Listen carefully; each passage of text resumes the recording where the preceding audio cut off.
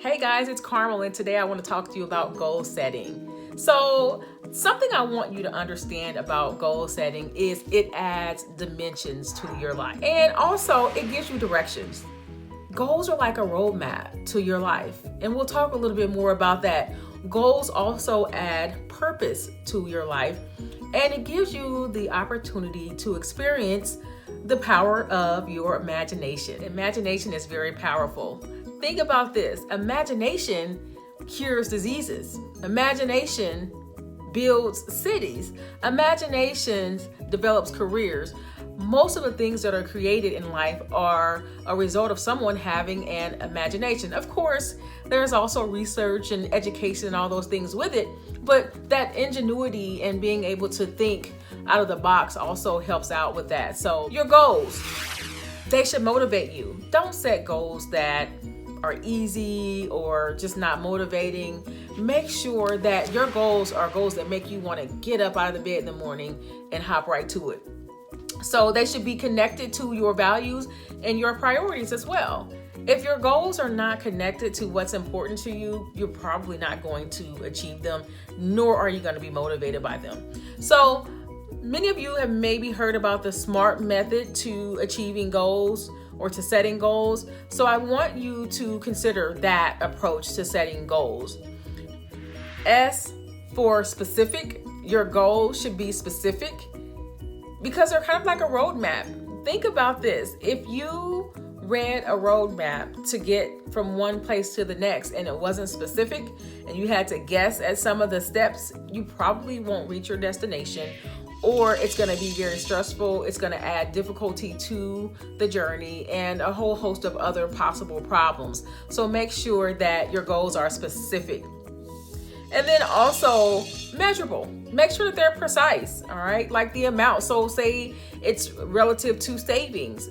Instead of saying, I want to save $10,000 this year, calculate how much that's going to mean you need to save every week and then every month so that you can remain on track throughout the year.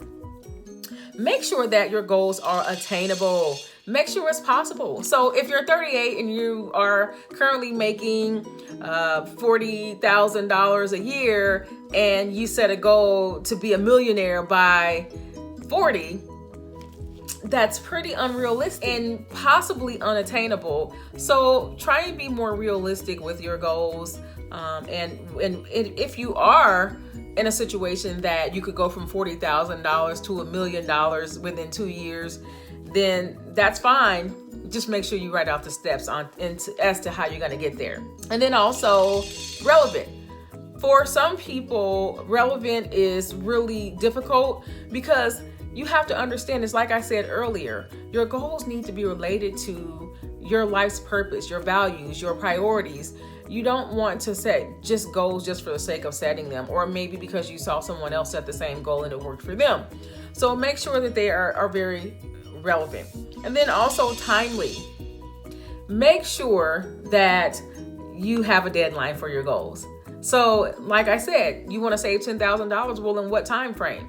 And one thing I want to say about R is that in every approach, the R is not relevant. Some people change that around for different things. I say relevant for that. So I just wanted to add that. So make sure that your goals are written down. Make sure that you write them down. I personally believe that everything that we're going to achieve in life should be written down, period. If you don't write it down, it's less likely to happen. And research certainly shows that. And then make sure that your goals are visible. So of course, you're going to write them in your journal, because I hope everyone that's watching this video has a journal. If you don't, you are certainly going to run out and get one sometime within the next week or so. And you can use a notebook. It doesn't have to be an official journal. You can get them from Walmart, Target. You can order them from Amazon. There's so many different ways and so many different types of journals.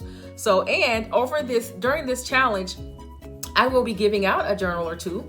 So just stay tuned. As long as you're participating, it's a possibility that you could win a journal. So, but make sure that you have those visible in a sense that you can see them every day. And write out your goals in your journal, of course, but also write them out on a piece of paper or a sticky note or something so that it's actually visible to you every single day. So you walk past it. So you can put that single piece of paper on your nightstand, or you can put it on your refrigerator with a magnet. I don't know if people still do that, but you can certainly do that as well. So, and then also have an action plan. Like, what are the steps that you're going to use to get there to achieve your goal? So don't just say, I'm going to lose 50 pounds. You sign up for the gym, you get on a meal plan, you hire a coach or whatever, and you're like, I'm going to lose 50 pounds. Well, what are the steps? You need to be specific. So you need to have an action plan, and that's something your coach can help you out with as well. So just make sure you stick to it. That's really important when setting goals, that you stick to it. And then also ask yourself this: when you look over your goals, are there any goals that I'm setting for myself that I've set for myself before? And if so, why did I not accomplish them before?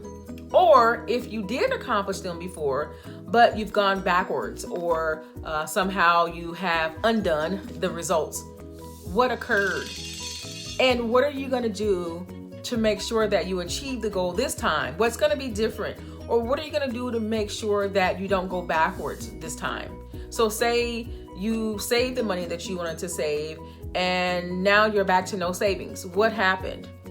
So, or maybe it's weight. Maybe you wanted to lose 50 pounds and you lost 50 pounds, and now you've gained that 50 pounds back. What's going to keep you from going backwards this time? What happened in the first time, so that you know what your warning signs are and your triggers? And then also, what are you going to do to prevent that this time? You're going to ask for help a lot sooner this time. That's what you're going to do. That's one of the things. You're going to call me, you're going to email me or inbox me and say, hey, I'm going in the wrong direction. Help me out here. So that's all I got. I want to keep it simple and basic. I don't want to talk too much or too long because I know it gets boring.